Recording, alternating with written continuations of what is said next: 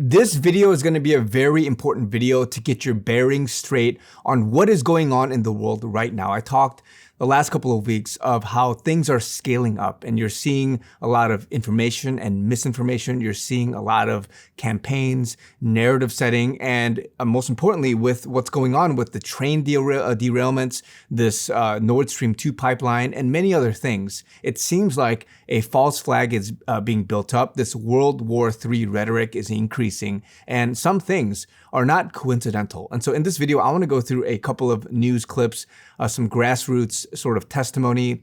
And for me, I've over the last couple of weeks, I've been compiling certain clips, right? And if you've heard, obviously it's crazy how more than 7, 10, I don't know, train derailments, trucks, and all this hazardous chemical stuff is being poured out, but the news and the mainstream media and many people, they're not covering it. And so what's happening right now is citizen journalism, right? Grassroots journalism, bottoms-up journalism is coming out to report these things. And so in this video, what I want to do is just give you guys a mashup and show you that you have to be getting your news from other places than reading a couple of articles from CNN, BBC, and these guys. And if you've been following me for a while, you know that I tell you and recommend that you have a sense of skepticism. You pray, you go to the Lord to ask how I should discern this right now. Now, I actually don't close myself off to any one channel. I watch things to see what kind of bias, what kind of narrative setting a lot of people are giving. And so some of these guys, you'll notice they're either liberal or they maybe not are not Christian, or they may be Christian, but they're just trying to report the news and the facts as much as they see as from their perspective. And so I'll give you guys a couple of clips. The first one I want to show you with regards to the Ohio train is just a quick summary of what's going on. So this person has compiled some clips. If you've been going about your day-to-day life unaware of what's happening, I'm so sorry. I apologize in advance. I'm about to lift the veil. On February 3rd, 2023, a train derailed in East Palestine, Ohio. The train was carrying thousands of pounds of vinyl chloride.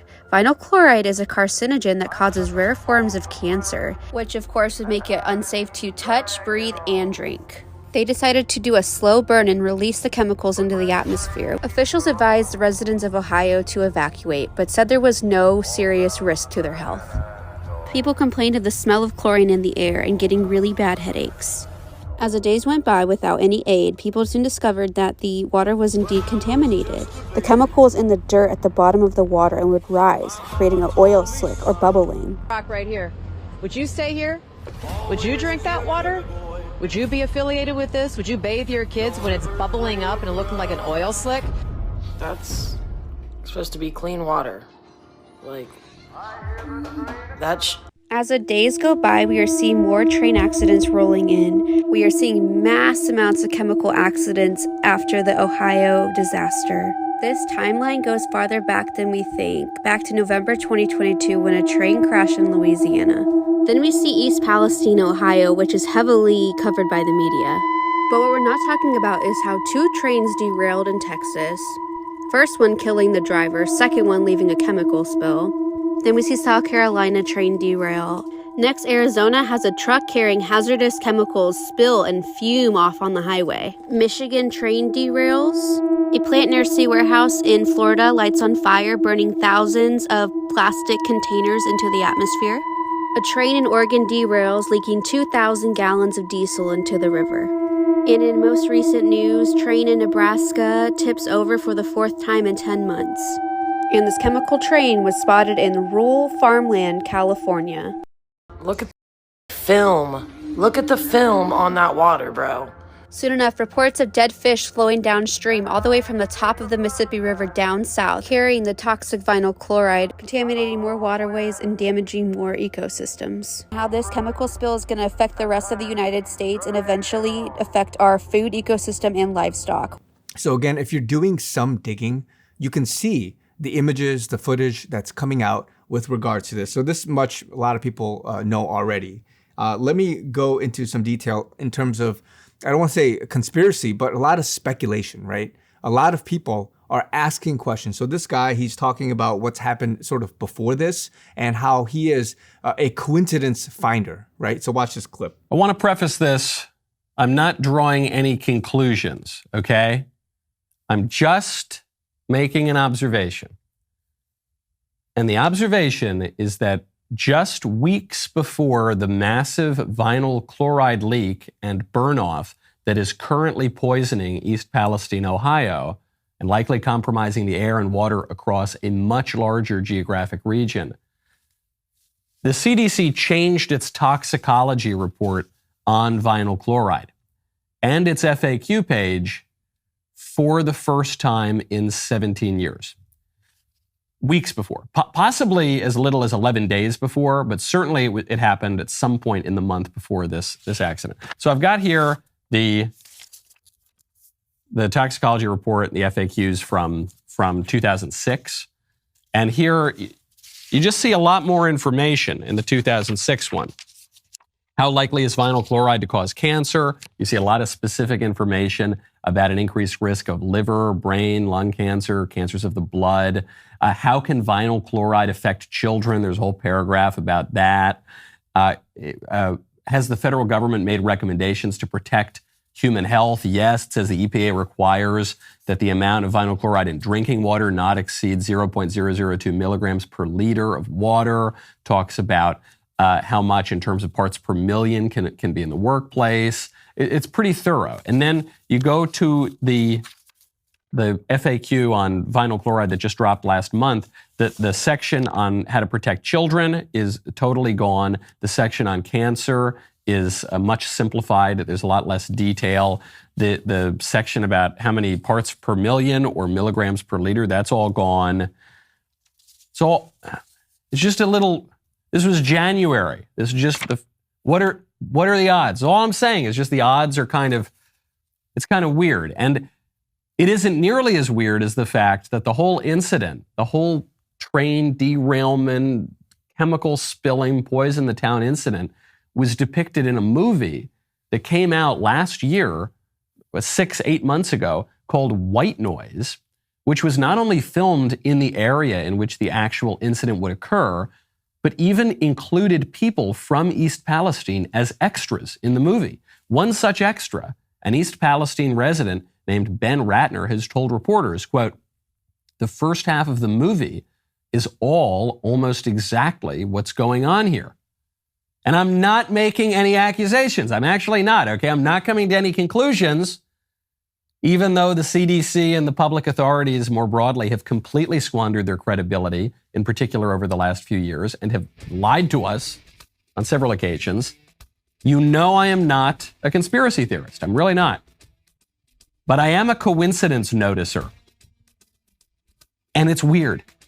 So again, just table that for a second. Let me show you another clip with regards to how people are going door to door and some connection to the financial industry. So watch this guy speak about this. So this Ohio train disaster has pointed out some frightening realities about living in the United States, and I wanted to talk about just a few of them that I find the most disturbing. The first one is I'm hearing that Norfolk Southern actually went around the community where the train derailed and told people they would test their water for free as long as they signed a waiver, and this waiver makes it impossible for the citizens who signed to sue the company. Which is wild to think about because the EPA and everyone else in the area says that it's safe for people to live, but animals are dying, plant life is dying, people are seeing weird things in the water. I mean, you can see the chemicals in the water, in people's tap water. People are talking about rain smelling like chlorine. Air quality index reports show that the air quality is safe, but people are experiencing something that's quite a bit different. So it's like, not only is the railroad company hedging themselves and protecting themselves legally, but government agencies seem to not be interested in protecting residents either. Like, where's the EPA on this?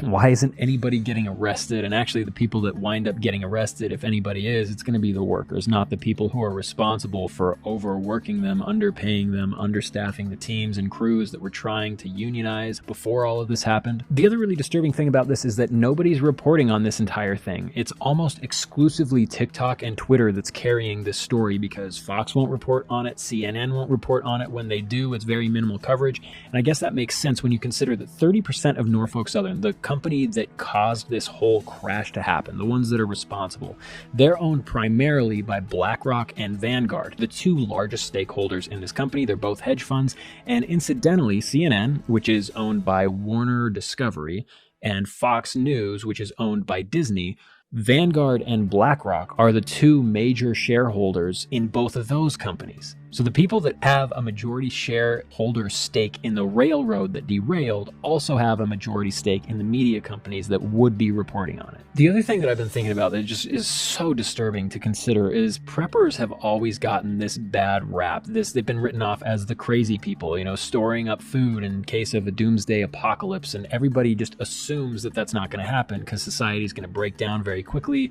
and you're not actually going to be able to eat your food that you prepped with because raiders are going to come and take it all. But the reality is those are the only people that are prepared for this, because we have no idea how this is going to affect us long term. And it's going to get into our food because most of the grains are produced in that area. And this time next year, all of the grains that come up during this growing season are going to be in the cereal, they're going to be in the bread, they're going to be in everything. And it's going to take a decade, maybe more, for all of the cancers that will cause to show in the population. And the only way to avoid it is if you've been stockpiling food for decades. These people that are prepared to be able to weather this storm, whether they're in Ohio or not, they're the same people that we've all, the mainstream media included, have called crazy. And they might be the only people who actually have the ability to insulate themselves from this ecological disaster. And the thing that makes me the most angry is at the end of the day, it doesn't matter who's responsible for this because nobody's going to be held accountable.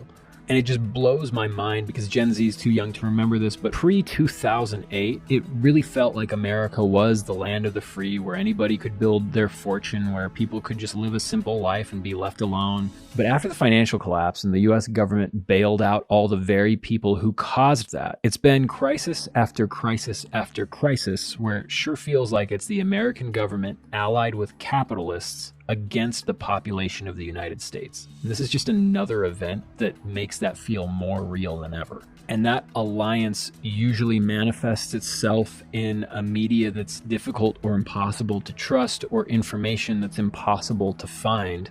And the truth just is virtually non-existent. We don't know what the truth is ever, because it's almost always twisted to make these agencies or groups or corporations or government officials look better than they actually are. And I have no idea what the answer to all of this is. I don't know if there's a way out for any of us, except for the people at the top that are already running the system. What do we do? Okay, so I'm not going to comment just yet, but look at this next clip with this guy who's assessing air quality. All right, listen to this, what I was looking at, right? So here's Ohio.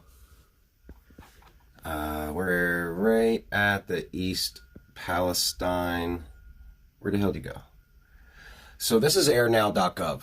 For the past 7 years, every week I have to run a generator test. So when I go, I have to come to this airnow.gov website. I have to check the air quality index, check for ozone, parts per million, the whole works, and make sure that we're somewhere in this green area. Well, I'm trying to get it.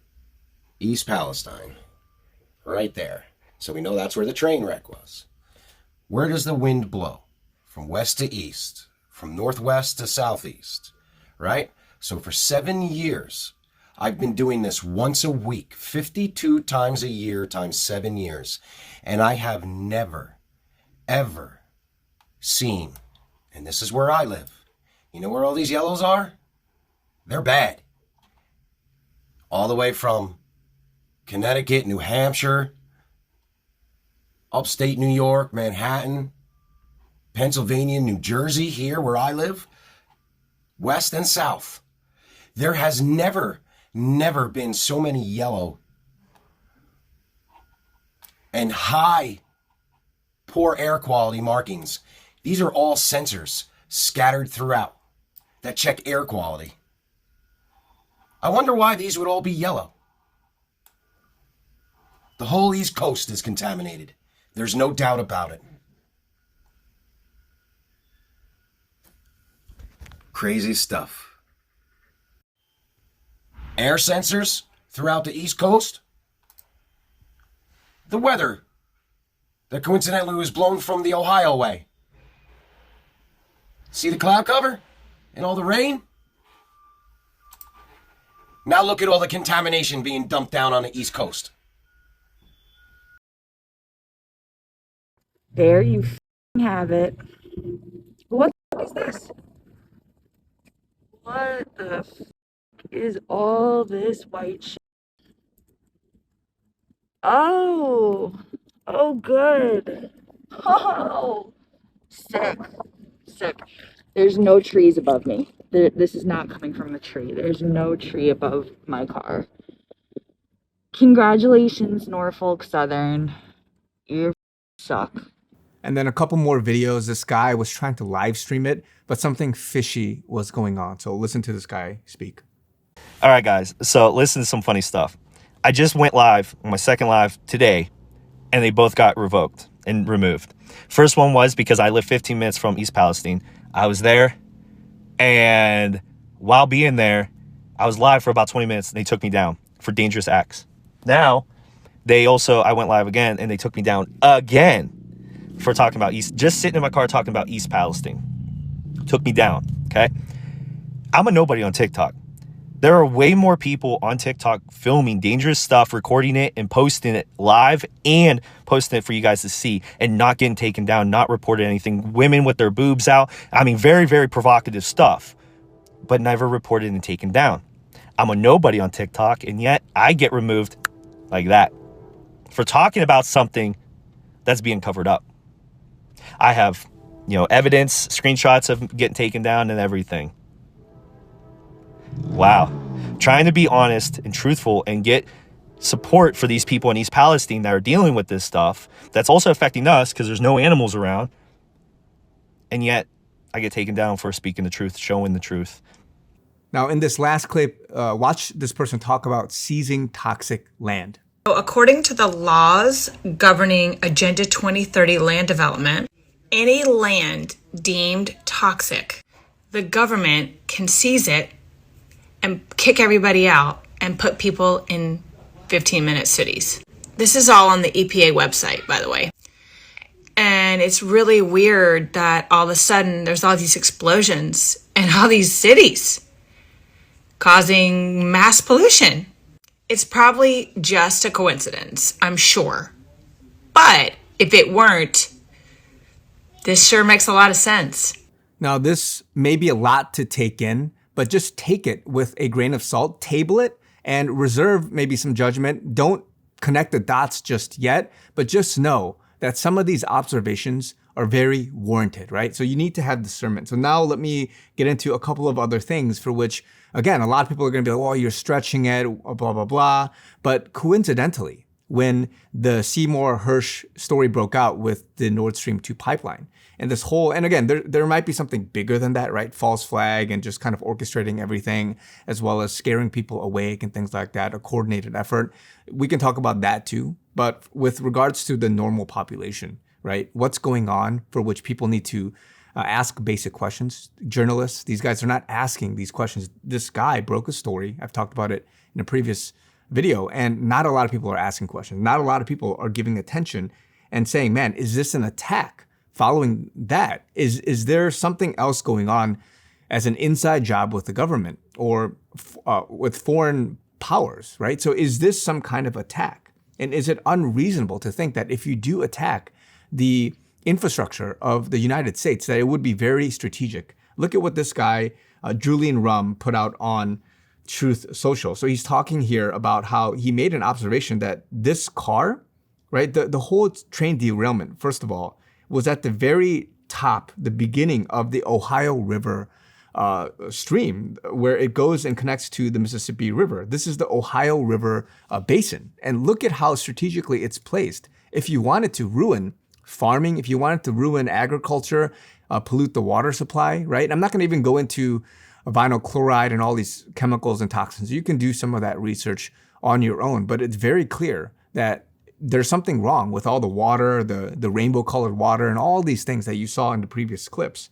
But look at this, right? You derail a train, and there is if you see this map here, there are two drainage tunnels, right? Drainage pipes. And for whatever reason, as he mentions here, that this orange car, which is in the red rectangle, was out of place compared to the other cars around it. Now, I'm not here to forensically investigate a train accident, but it looks very odd that it's off to the side from this rest of the cars. And so you have to ask, like, how does, if you're a physics or whatever person, you're assessing the actual crash, why is it that this car was here and it was coincidentally drained into this drainage pipe? And this drainage pipe, it runs down all the way through, and you can even Google map this, and he did this himself because people think it doesn't connect to the Ohio River. It does. Look at how it goes straight into the beginning of that Ohio River valley, right? And how it just goes and connects all the way down to the Mississippi River. So these are things, if you're strategically, and again, I'm not asserting anything and pointing fingers at who did this. If you do attack the infrastructure, if you do attack the country, then this is what it would look like from a strategic point of view. If you want to be deliberate about it, but yet be covert, clandestine, and make a story up that it was something else. You don't just come and nuke and bomb something and then obviously somebody attacked. This was something else, if it is that, right?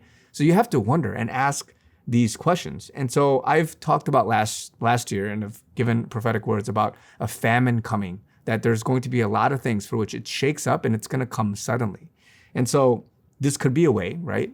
Again, things have to be plausible. It has to be realistic. You don't just have a famine. We live in this abundance and then all of a sudden there's no food. There's something that has to happen. So if this pollutes the water supply, the farmland, and other things. And actually, let me show you another quick video. I forgot to show you this video. But this video, this person is talking about something strange going on in the West Coast. It's a very viral video as well, making note of all these trains that are being parked on the West Coast. Hey everybody, this is Dawn Lawrenson with the Alaska Patriot Network. I am visiting California, and I am here with one of the local ranchers, and I was brought out to this field in Stanislaus County, California, and this is the center of like the heartland of the nut industry, the almond industry, the pecan, or not pecans, I'm sorry, almond, walnut, cattle. There's not a lot out here, folks. And yesterday we were at a gathering and we were alerted by another rancher that the railroad company, some company, that nobody knows which company this is, has brought in hundreds of these railroad cars. And you can just see the line of them here. Let me see, make sure I'm getting it in the shot. Sorry. Getting this in the shot. Now, on the cars, they say odorless liquid petroleum gas. Now, they are loaded. They're riding low on their axles. They're double and triple deep on this switchback. And this is important because these ranchers, this is unprecedented in this area. None of them, they're like, what the hell is this? Why are they bringing this into the, heart of nowhere? I mean, unless you own land here or you're in the know-how, you don't know that this is here right now. And like I said, this is just the end of this line. I'll make sure I'm getting these cars in here. And it goes on for miles. There's hundreds of these cars filled with an unknown liquid in the middle. Now, what's significant about this is just over, a few miles over is the main water pipeline that goes into San Francisco. This also abuts two important agricultural rivers that feed this agricultural valley. So we don't quite know what's going on here, and it was the talk of the valley yesterday. I'm just visiting from Alaska, so I did ask one of the ranchers to bring me out. And so as I was saying, if you want to connect the dots and see, okay, there's something else that's happening beyond what's being portrayed and projected at face value, connect the dots, take a look and see, man, are there bigger questions that we have to ask that is not being communicated properly to the public? These are things that we have to be able to do in terms of critical thinking. You can't just be told what to do. And so I've said before, we're in a time for which Christians need to mobilize. Believers need to mobilize. They have to take action. They have to prepare. Just like how Agabus prophesied that there would be a great famine. Everybody, each to their own, they went and they prepared. So now is the time right now to see the warning signs. You don't get afraid. You don't get fearful. You're not this doomsday person either. You're not just hunkering down and just waiting for the rapture and things like that. You have to act and discern appropriately. And also, you don't want to sit back and do nothing, right? If you live, let's say, a mile from this accident and you're still drinking the water or doing something, again, I would advise you, be smart about how you prepare and use this time wisely. Because again, the warnings are here. It's been given. The Lord has been prophesying and giving words of warning to many people to say, this is what I've seen in my dream, or this is what I've felt the Lord was showing me. And people have been laughing about some of these things that have been coming true. But again, the bigger thing is yet to come. A lot of the scare tactics, the false flags, as well as this precipice being built up into some kind of a World War III, and then possibly, the right people come in, Trump or other guys, and then saying, hey, let's diffuse and alleviate what's being built up. Because again, this is a wake-up call. This is a great awakening for people to get their bearings straight and to, more importantly, from a spiritual perspective, get right with the Lord and then repent, turn from your evil way, and then go back to him. So this is a season for which, yes, there's a lot of warning signs and signals. It's a testing of your character. It's a testing of how you will respond. Are you going to be responding in fear and anxiety and in confusion and things like that? Or do you want to seek after the truth? Do you want to seek after him? Do you want to act with discernment and with the appropriate wisdom, with assimilating the right information and then acting appropriately? So whatever this means to you in your prayer, in your discernment, in your wrestling with this information, take it to the Lord.